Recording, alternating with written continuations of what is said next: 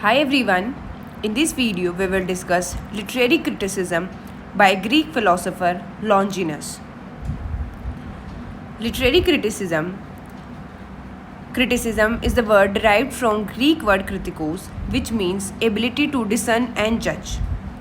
Literary criticism को define किया जा सकता है as the study, evaluation and interpretation of literature. अगर इसको सिंपलर टर्म्स में समझे तो किसी भी लिटरेरी पीस ऑफ वर्क को जब हम स्टडी करते हैं, उसको क्रिटिकली एनालाइज करते और इवेल्युएट करते हैं, and then we interpret from that analysis is called literary criticism.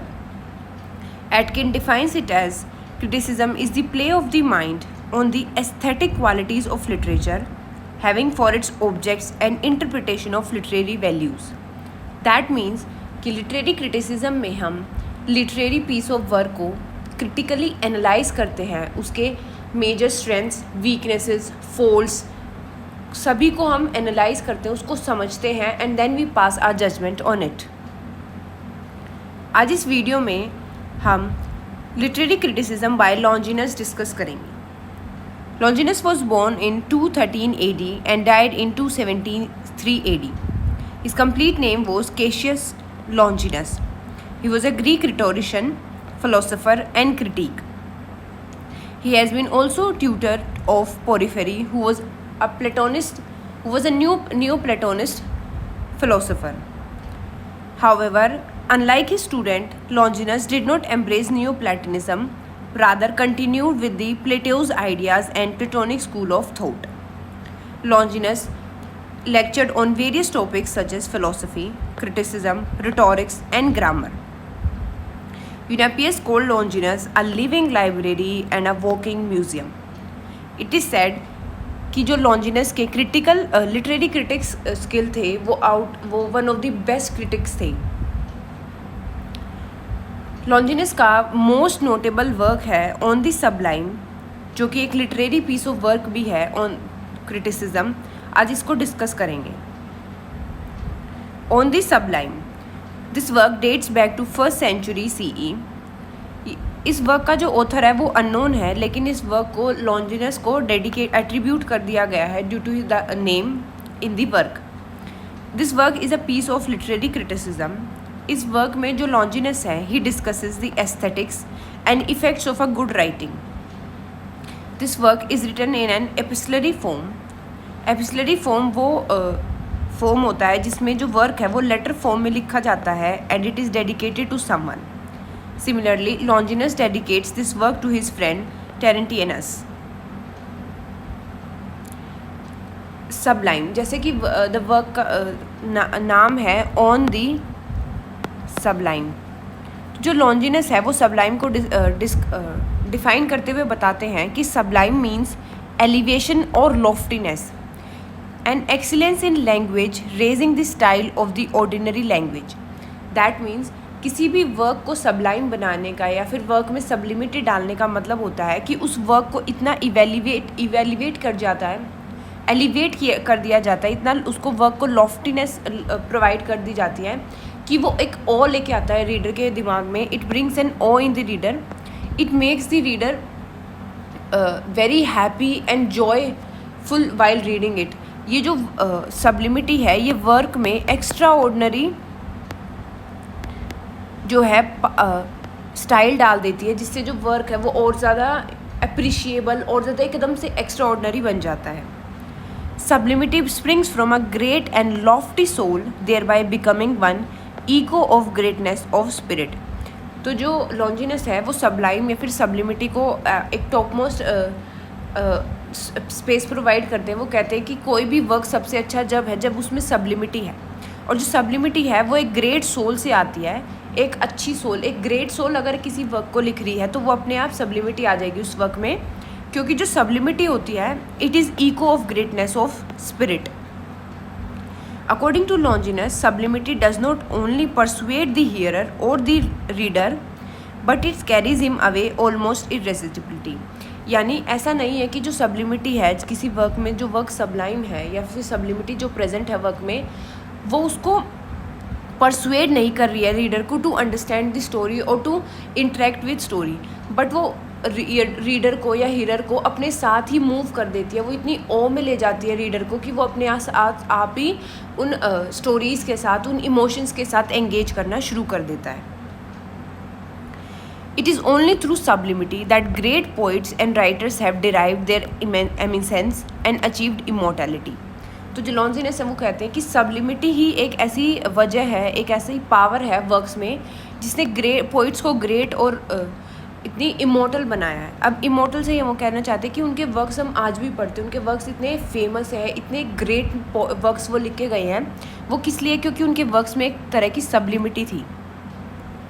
Longinus believes that sublimity is achieved by skillful handling of art, nature and art, which is inborn genius and learned skill. तो लॉन्जिनस ये भी बताते हैं कि ऐसा नहीं है कि आप वर्क लिख रहे हो, आप उसमें सब्लिमिटी डाल रहे हो कि वो सिर्फ नेचर से आएगी या फिर आर्ट से आएगी. यानी वो एक इनबॉर्न क्वालिटी तो है, लेकिन उसके साथ आपको उसको स्पर भी करना पड़ेगा, आपको उस पर मेहनत भी करनी पड़ेगी. It is both an ingenious ability and a learned skill. इसी के साथ साथ जब लॉन्जिनस इसको डिस्क्राइब करते हैं सब्लिमिटी को, तो उसके 5 सोर्सेज बताते हैं. इसी के साथ वो बताते हैं कि क्या ट्रू और फॉल्स सब्लिमिटी होती है. Sources of Sublime. तो जैसे कि हमने देखा कि जो लॉन्जिनस है वो कहते हैं कि जो सबलाइम है it is both inborn and acquired skill. तो इसी पे फोकस करते हुए हमें 5 सोर्सेज बताते हैं जिनको वो इन 2 में बांटते हैं. The first one is inborn quality or gifts of genius, that is grandeur of thought and strong emotions. Next is acquired qualities जो कि वर्क में सब्लिमिटी को लाने में मदद करती हैं, that is appropriate use of figures, noble diction, dignified and elevated composition. The first is grandeur of thought. इसको जो लॉन्जिनस है वो foremost रैंक करते हैं among all the sources. It is about the capacity of thinking great conceptions and thought. तो लॉन्जिनस बताते हैं कि ग्रैंडियर ऑफ थॉट मतलब कि आप कितने ग्रैंड, कितने ग्रेट थॉट्स आप सोच सकते हो, कितने नए कॉन्सेप्ट्स, कितने ऐसे टॉपिक्स को आप ला सकते हो जो कि अपने आप में ही बहुत ज़्यादा वर्थ इट हैं, बहुत ज़्यादा ग्रेट हैं. और ये फॉरमोस्ट है क्योंकि एक जो थॉट होता है, किसी भी वर्क के पीछे का जो थॉट है, उसके पीछे का जो आइडिया है, that is the most important thing. इसलिए ये सबसे पहले रैंक किया जाता है. Longinus believes that only great souls can come up with great ideas as man with mean and servile thoughts can never achieve sublimity. तो जो लॉन्जिनस है वो ये कहते हैं कि जो ग्रेट सोल्स हैं वही ग्रेट आइडियाज़ के साथ आ सकती है. उन्हीं के अंदर जो एक ग्रेट आइडियाज़ हैं वो लेके आ सकते हैं, क्योंकि जो मैन हैं with mean and survival thoughts, उनके जो थॉट्स हैं, उनके जो माइंड है, उनका जो माइंडसेट है, उनके जो आइडियाज़ हैं वो ही इतने मीन हैं, वो इतने बहुत ही वेग आइडियाज़ में ध्यान रखते हैं, वो अच्छा नहीं सोचते हैं, तो वो कभी सब्लिमिटी अचीव नहीं कर सकते क्योंकि उनके थॉट्स इतने ग्रेट हैं ही नहीं. इसी के साथ साथ वो कहते हैं great souls have the power to produce great literature as their words are full of sublimity and thoughts of majesty.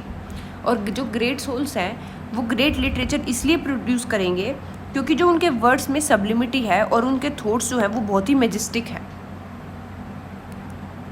Next is strong emotions. After thinking of great thoughts the writer is required to express them passionately. अब तो जो लॉन्जिनस कहते हैं कि जब हम great thoughts को सोच लेते हैं, उनको लिखने के लिए हमें एक पैशन चाहिए होता है. हम जितने पैशन से अपने वर्क को लिखते हैं, जितनी पैशनेटली हम चीज़ों को एक्सप्रेस करते हैं, उतना ही जो वर्क है हमारा वो अच्छा होता है, उतनी ही उसमें सब्लिमिटी आती है. It contributes to the sublimity in the work. तो जो एक्सप्रेशंस हैं should be strongly and naturally expressed in lofty and elevated language so that it can move readers with pleasure and persuasion. यानी उनको इस तरीके से प्रेजेंट करना चाहिए, वो इमोशन जो है वो इतने स्ट्रॉन्ग होने चाहिए कि जो रीडर है वो अपने आप उनको पढ़ते हुए प्लेजर भी महसूस करे और वो अपने आप ही उनसे परसुएड हो जाए, उनको उसको फोर्सफुली उस चीज़ में धकेला ना जाए. इतनी एक फ़्लो होना चाहिए वर्क में, एक ओ होनी चाहिए, एक इंस्पिरेशन होनी चाहिए, एक बहुत ज़्यादा लॉफ्टीनेस होनी चाहिए जो कि रीडर को बहुत खुश करें. इसी के साथ साथ जो लॉन्जिनस है वो बताते हैं skilful selection of events, emotions and passions and their combination into a single whole contributes to sublimity. That means कि जब हम किसी भी थॉट को सोचते हैं, ग्रेट आइडिया को जब हम लेके आते हैं वर्क के लिखने के लिए, उन इवेंट्स को, उसमें आ रहे इमोशंस को, और इवेंट्स और इमोशंस के साथ उस पैशन को जब हम एक सिंगल होल में रखते हैं, उसको एक सिंगल होल में पिरोते हैं, वो कंट्रीब्यूट करना चाहिए सब्लिमिटी की तरफ। The third source is appropriate use of figures. जो हमने अभी तक 2 डिस्कस किए, these are the inborn genius, while जो ये है it is an acquired quality. Appropriate use of figures, the writer must be careful in choice of words. तो Longinus कहते हैं कि जो राइटर है उसको बहुत केयरफुल होना चाहिए अपनी चॉइस को वर्ड्स की चॉइस को लेकर कि वो किस तरह के वर्ड्स यूज़ कर रहा है। जो वर्ड्स है वो बहुत ज़्यादा हार्श नहीं होने चाहिए, बहुत ज़्यादा आर्टिफिशियल नहीं होने चाहिए कि बहुत ही ऑर्मेंटेड लैंग्वेज का आपने यूज़ किया है, और बहुत ज़्यादा मैकेनिकल भी नहीं होने चाहिए। The figures and language must not be mechanical and forceful, rather natural and genuine as per the demand in the context और द वर्क। यानी जो हम वर्ड्स यूज़ कर रहे हैं अपने वर्क में, वो बहुत ही फोर्सफुली, ऐसा नहीं लगना चाहिए कि उन हैवी वर्ड्स को हमने फोर्सफुली यहाँ पे रख दिया है अपने वर्क को थोड़ा सा चमकाने के लिए, लेकिन वो एक नेचुरली उसका पार्ट होने चाहिए जो उस कंटेक्स्ट में, उस सिचुएशन में, उस वर्क में डिमांड है, हमें उसी तरह के वर्ड्स को यूज़ करना चाहिए।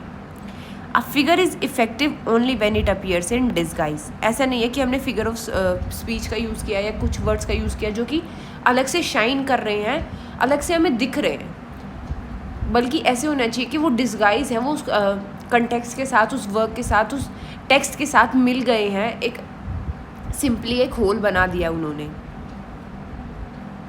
Next is noble diction. तो डिक्शन का मतलब होता है कि किस तरीके से आप वर्ड्स को अरेंज करते हैं। तो नोबल डिक्शन से यहाँ पर मतलब है कि जो अप्रोप्रिएट होना चाहिए, जो भी हम वर्ड्स की अरेंजमेंट करते हैं, उनकी चॉइस है जो वो बहुत ही प्रॉपर होना चाहिए। It is also about proper mastery over the correct use of metaphor and other ornaments of language. तो हमें ये देखना चाहिए कि कहाँ पे किस तरह के डिक्शन का यूज़ होना चाहिए, पिच क्या होना चाहिए, वर्ड्स की अरेंजमेंट किस तरीके से होनी चाहिए। Longinus believes that use of proper and striking words enthralls the hearer। यानी जब हम प्रॉपर वर्ड्स का यूज़ करते हैं, ऑल्दो वो सपोर्ट करते हैं कि हमें न्यू वर्ड्स को अपने वर्क में इंट्रोड्यूस करना चाहिए, उनको यूज़ करना चाहिए, क्योंकि वो रीडर को खुश करते हैं, इट एंथ्रोल्स द रीडर। लेकिन अगर बहुत ही हैवी वर्ड्स जो कि डिमांड भी नहीं है उन वर्ड्स की, उनकी ज़रूरत भी नहीं, हम वो यूज़ करते हैं, तो वो वर्क की जो एसेंस है उसको कम कर देते हैं। However, it must be noted that language must not be imposed on every occasion। यानी हमें हर वर्क में, हर तरह के वर्क में हैवी वर्ड्स या न्यू ऑर्नामेंटेड लैंग्वेज का यूज़ नहीं करना चाहिए। Next is dignified and elevated composition. इसमें जो लॉन्जिनस है वो बताते हैं emphasizes on proper blend of thought, emotion, figures and words into an harmonious whole। यानी वो कहते हैं कि जो कंपोजिशन होनी चाहिए वो बहुत ही डिग्निफाइड होनी चाहिए और एलिवेटेड होनी चाहिए। यानी जो हमारा वर्क है वो एक डिग्निफाइड होना चाहिए, यानी वो उसमें थॉट जो है, उसमें जो कंपोजिशन है, उसमें जो वर्ड्स हैं, जो लैंग्वेज है, वो बहुत ही अच्छी तरीके से कंपोज होनी चाहिए, एक बहुत ही हारमोनियस जो है होल बनाना चाहिए, और वो इतनी एलिवेटेड होनी चाहिए कि वो रीडर को जॉय दे every time he reads on, वो उसको खुश करे। The verbal order should be rhythmic that helps pull of persuasion and pleasure. यानी वो रीडर को उस तरफ लेके तो जा रही है, परसुएड कर रही है उसको स्टोरी की तरफ, लेकिन साथ में प्लेजर भी प्रोवाइड कर रही है। ऐसा नहीं है कि जो कंपोजिशन है, जो हमारा वर्क है, वो उसको फोर्सफुली उस डायरेक्शन में धकेल रहा है। Such compositions appeals to the soul and engage with the emotions. अब सोर्सेज के बाद जो लॉन्जिनस है वो हमें कुछ एनिमीज़ भी बताते हैं कि अगर ये चीज़ें हम वर्क में यूज़ करते हैं तो वो सब्लिमिटी को कैसे कम कर देती हैं। According to Longinus, some of the flaws that can spoil this sublimity और लॉफ्टीनेस आर टर्बिडिटी। यानी जो अगर हम बहुत ही बोम्बास्टिक या वेग लैंग्वेज यूज़ करते हैं, एक्स्ट्रा ऑर्डनरी जो कि बहुत ही ऑर्नामेंटेड लैंग्वेज है वो, ट्रिवियलिटी यानी बहुत ही चाइल्डिश लैंग्वेज का यूज़ करना, प्यूरिलिटी यानी बहुत ही इमेच्योर तरीके से लैंग्वेज का यूज़ करना, पॉम्पसनेस होती है कि हम किसी चीज़ को और ओवर एक्स्ट्रा ऑर्डिनरी दिखाना चाह रहे हैं, बहुत ही हैवी वर्ड्स का यूज़ कर रहे हैं जिसकी हमें ज़रूरत भी नहीं है उस वर्क में। देन इज फ्रिजिडिटी की बहुत ही डलनेस और कोल्ड तरीके से जो वर्क है उसको पोर्ट्रे किया, लिखा गया है, इमोशंस को एक्सप्रेस किया गया है, ऑल दोस। इसके साथ साथ जो लॉन्जिनस है वो हमें ट्रू और फॉल्स सब्लिमिटी के बारे में भी बताते हैं। जो ट्रू सब्लिमिटी होती है, it elevates the soul of hearer, यानी वो जो हियरर है या रीडर है उसकी सोल को एलिवेट करती है, उसकी सोल को खुश करती है। It emanates from lofty ideas couched into lofty diction, यानी जो ट्रू सब्लिमिटी होती है वो लॉफ्टी आइडियाज से शुरू होती है। जैसे हमने देखा ग्रैंडियर ऑफ थॉट, यानी ग्रैंड या ग्रेट आइडियाज से शुरू होती है और उसको एक लॉफ्टी डिक्शन में पिरोया जाता है और देन हम वर्क को पेश करते हैं, वो एक ट्रू सब्लिमिटी होती है। वो ट्रू सब्लिमिटी इसलिए होती है क्योंकि जब भी कोई रीडर उसको पढ़ता है, every time he reads it he derives joy from that which elevates his spirits every time he reads it, उसको और वो कुछ नया उससे ढूंढता है, उस नई तरीके से उसको इन्जॉय करता है, उसको समझता है, वो ट्रू सब्लाइम होता है या ट्रू सब्लिमिटी होती है। वही ऑन द अदर हैंड जो फॉल्स सब्लिमिटी होती है वो एक तरीके से गॉडी और शोई एक्सटीरियर होता है उसका। वो शोई एक्सटीरियर इसलिए होता है क्योंकि जो अंदर की होलोनेस है, एम्प्टीनेस है जो अंदर की, उसको कंसील करने के लिए यूज़ की जाती है। उस स्टोरी का कोई भी ग्रेट थॉट नहीं होता है, कोई भी डिक्शन प्रॉपर नहीं होता है, उसको बस सजाने के लिए हमने बाहर से बहुत ही हैवी और ऑर्नामेंटेड लैंग्वेज का यूज़ कर दिया है, लेकिन स्टोरी का विदिन है, जो एसेंस है स्टोरी का वो बिल्कुल खाली है, it is nothing. The language is artificial and bombastic, तो जो आर्टिफिशियल लैंग्वेज है वो बहुत ही फोर्सफुल, मैकेनिकल लग रही है, मैकेनिकल होती है, आर्टिफिशियल तरीके से उसको रखा जाता है, used for the superfluous exhibition of passion, और ऐसे मतलब ओवर पैशनेट जो लैंग्वेज शो होती है जो कि बहुत ही अननेचुरल और सुपरफ्लूशियस लगता है, वो फॉल्स सब्लिमिटी होती है। एंड यहाँ पे जो है वो लॉन्जिनस को हम फिनिश करते हैं, तो हमने इसमें ऑन द सबलाइम पढ़ा है, जिसमें सबलाइम को जो लॉन्जिनस है वो डिस्क्राइब करते हैं एज द लॉफ्टीनेस और elevation of language and excellence of language, जो कि रेस करता है लैंग्वेज को फ्रॉम दी ऑर्डिनरी लैंग्वेज। यानी अब हम लैंग्वेज को इस तरीके से यूज़ कर रहे हैं कि वो ऑर्डिनरी स्टैंड से अप कर दिया, हमने उसको रेस कर दिया है, और ये जो सबलाइम है ये रीडर्स में एक और जो है वो इंस्टिल करती है, उनको एंथ्रोल करती है। इसके जो 5 सोर्सेज हैं, that is great ideas, strong emotions, जो कि जीनियस है, इनबॉर्न जीनियस में आते हैं, वही हमारे पास noble diction, use of figures और composition, elevated and dignified composition जो है ये एक एक्वायर्ड स्किल्स हैं जो सब्लिमिटी में कंट्रीब्यूट करती हैं। इसी के साथ साथ जहाँ पे ये 5 चीज़ें हमें मिलती हैं वो एक ट्रू सब्लिमिटी होती है, और anything beyond this is false sublimity. And this was all for the Longinus. Thank you for the video.